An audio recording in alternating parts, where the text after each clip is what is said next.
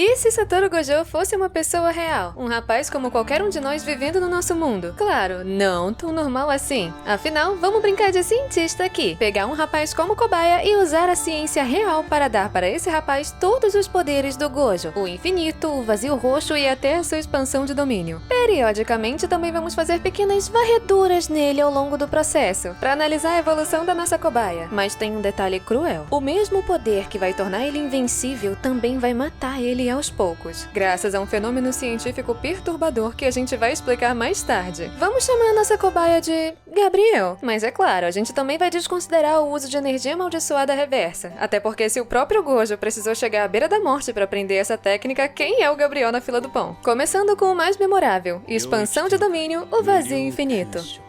A cada segundo, o cérebro recebe cerca de 11 milhões de informações, mas só temos consciência de cerca de 40 delas. O resto é filtrado antes de chegar à nossa mente. E é essa filtragem que nos permite funcionar. Se ela for removida, o cérebro trava completamente, deixando a pessoa paralisada. Essa é a chave para criar a expansão de domínio. Existe uma tecnologia médica chamada estimulação magnética transcraniana, ou EMT. Médicos aproximam uma bobina magnética do crânio e enviam pulsos que atravessam o osso e ativam neurônios sem a necessidade de cirurgia. O Gabriel logo vai gerar um campo magnético muito potente graças ao infinito. E então, basta aumentar a frequência desse campo para transformá-lo em uma bobina de EMT viva. Assim, ele consegue ativar todos os neurônios do cérebro do oponente ao mesmo tempo, sobrecarregando ele completamente. A pessoa passa a sentir tudo ao mesmo tempo, sem conseguir reagir. Só que esse campo também afeta o próprio Gabriel. Se ele não tomar cuidado, ele pode acabar travando a própria mente. Em seguida, nós temos os 6 olhos, a percepção divina. Os 6 olhos do Gojo dão pra ele uma percepção que parece vinda de um deus. E como que a gente vai dar esse poder pro Gabriel? Na verdade, o cérebro não vê o mundo. Ele faz suposições sobre ele e só presta atenção no que não corresponde ao que ele esperava. Os cientistas chamam isso de codificação preditiva, mas em situações muito rápidas, essas suposições se acumulam mais rápido do que o cérebro consegue processar, gerando um atraso fatal em um combate real. A solução seria qual? Cada neurônio é envolvido por uma camada chamada mielina, como o isolamento de um fio elétrico. Quanto mais espessa a camada, mais rápidos são os sinais. Por isso, a gente vai engrossar, entre aspas, a mielina do Gabriel e alargar os próprios nervos para que eles não sejam prejudicados. Mas o Gojo também consegue sentir o que ele não pode ver. Todo ser vivo emite uma energia sutil, pois os nervos nunca se desligam completamente. Tubarões conseguem detectar essa energia graças a órgãos chamados ampolas de Lorenzini, pequenas anteninhas biológicas. Então a gente vai desenvolver esses mesmos órgãos ao redor das órbitas oculares do Gabriel. Visivelmente, deve ficar um bichinho feio que dói, mas a gente não tá aqui pela beleza. Agora, ele consegue sentir o contorno de qualquer ser vivo, mesmo através de paredes. Quando testamos a sua visão, a gente detecta algo estranho. Nessa varredura, um sinal fraco tá vindo de dentro do próprio corpo do Gabriel, de suas próprias células. Gravem isso na cabeça de vocês que a gente vai voltar para esse mistério mais tarde. Seguindo adiante, nós temos o infinito, o paradoxo de Zeno. O filósofo grego Zenão disse algo que parece absurdo uma vez. Uma flecha nunca chega ao alvo, pois antes de chegar, precisa percorrer metade do caminho, depois metade dessa metade e assim por diante infinitas vezes. Matematicamente falando, ela nunca chega de fato. E é exatamente assim que funciona o infinito do Gojo. Tudo que se aproxima dele desacelera cada vez mais sem nunca tocar o seu corpo. Tá, loucura. E como que a gente vai poder recriar esse efeito na vida real? Vai funcionar mais ou menos assim. Todo átomo é cercado por elétrons. Quando esses elétrons entram em um campo magnético forte, eles geram uma força de repulsão em resposta. Em 1997, os cientistas conseguiram fazer um sapo levitar usando apenas um campo magnético. Entendeu? Entendeu. Então, continuando, enguias elétricas produzem até 600 volts, a organizar milhares de células que funcionam como mini baterias,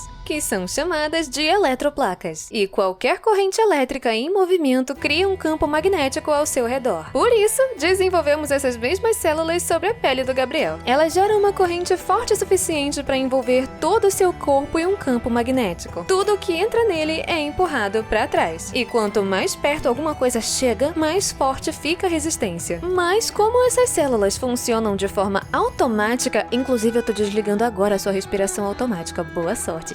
Enfim, funcionam de forma automática igual ao nosso batimento cardíaco. O Gabriel não consegue desligar o infinito, mesmo se ele quiser. Mas alto lá que não é só isso. Quando fazemos uma varredura em seu corpo, notamos algo assustador. As células da superfície de sua pele estão encolhendo. Mais um mistério alarmante que logo a gente vai entender. Seguindo adiante, vamos dar ao Gabriel o vermelho, a supernova. Em vez de criar um vácuo que puxa objetos, ele gera uma onda de pressão explosiva. Mas a gente vai muito além. Todo objeto tem uma frequência natural, uma vibração que, se igualada com precisão, o destrói de dentro para fora. O Gabriel consegue ajustar a sua onda para combinar com a frequência do alvo, destruindo ele tanto por fora quanto por dentro. Mas isso tem um preço. No azul, o ponto mais intenso da força fica fora do corpo, onde ele aponta. No vermelho, esse ponto fica dentro da própria palma da mão. A cada uso, as hemorragias internas pioram 10 vezes mais. Hemorragias essas que vão surgir devido ao azul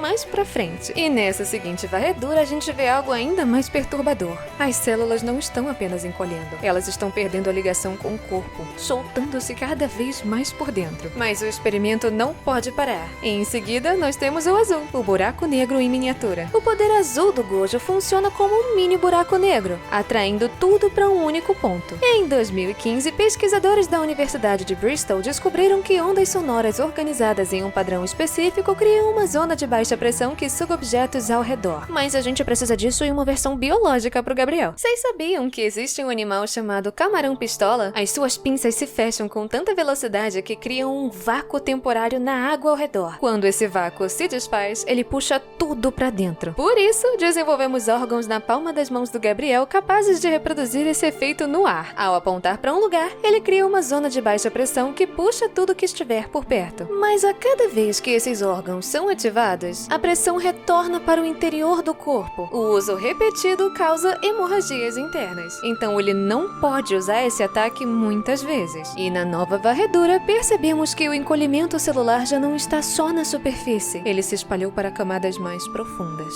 Mas tudo em nome da ciência, então vamos adiante para o vazio roxo, o fogo mais quente que o sol. Agora o Gabriel tem o azul e o vermelho. Mas o que acontece se ele disparar os dois ao mesmo tempo, no mesmo ponto? Algo que não deveria existir. Primeiro, ele usa o azul, criando um vácuo no alvo. Normalmente, o ar se apressaria de todos os lados para preencher esse vazio, e nada mais aconteceria. Mas no exato momento em que o vácuo começa a se fechar, ele dispara o vermelho diretamente em seu centro. Agora, tanto o ar em movimento quanto a onda de pressão se encontram no mesmo ponto, de todas as direções possíveis, sem nenhuma saída. Quando a energia fica completamente presa, ela não para. Ela explode na forma de calor e luz puras. Os cientistas chamam isso de aquecimento adiabático, e a temperatura dessa explosão é maior que a superfície do Sol. Mas o Gabriel só tem uma chance de usar o vazio roxo. Ativar os dois órgãos ao mesmo tempo os destrói completamente, e notamos algo aterrorizante. O processo de encolhimento e deslocamento celular que antes levava semanas, agora acontece em poucas horas. O mais estranho é que ele se espalha de forma perfeitamente uniforme por todo o corpo, como se o próprio corpo estivesse se desconectando do mundo ao seu redor. E é aqui que o nosso experimento científico acaba. O preço da força é a morte pelo isolamento. Agora chegou a hora de explicar os fenômenos aterrorizantes que estão acontecendo dentro do corpo da nossa cobaia, o Gabriel. Um fato curioso que acabamos deixando de fora do nosso experimento é que as células não precisam apenas de nutrição para sobreviver. Elas precisam de contato. Cada célula recebe constantemente sinais físicos sutis do ambiente. Pressão, vibração, toques minúsculos. Esses sinais chegam à célula por meio de estruturas chamadas integrinas, que funcionam como âncoras, mantendo a célula fixa num só lugar. E é esse contato que diz para a célula que ela deve continuar viva. Se esse sinal é interrompido, a célula começa a se desativar. Os cientistas chamam isso de anoikis, palavra grega que significa literalmente sem lar. Em outras palavras, quando a célula percebe que perdeu a ligação com o corpo, ela se destrói por solidão. O campo magnético do Gabriel está ativo desde o começo, e ele interfere silenciosamente nas integrinas, cortando a conexão das células com o resto do corpo. O infinito não está apenas repelindo o mundo exterior, ele está repelindo a própria biologia do Gabriel. E esse é o preço pela força e poder absolutos de sua nova natureza. Mesmo se tornando o ser mais forte do mundo, ele agora está fadado a desaparecer aos poucos, deixando deixando de existir, até simplesmente não ser.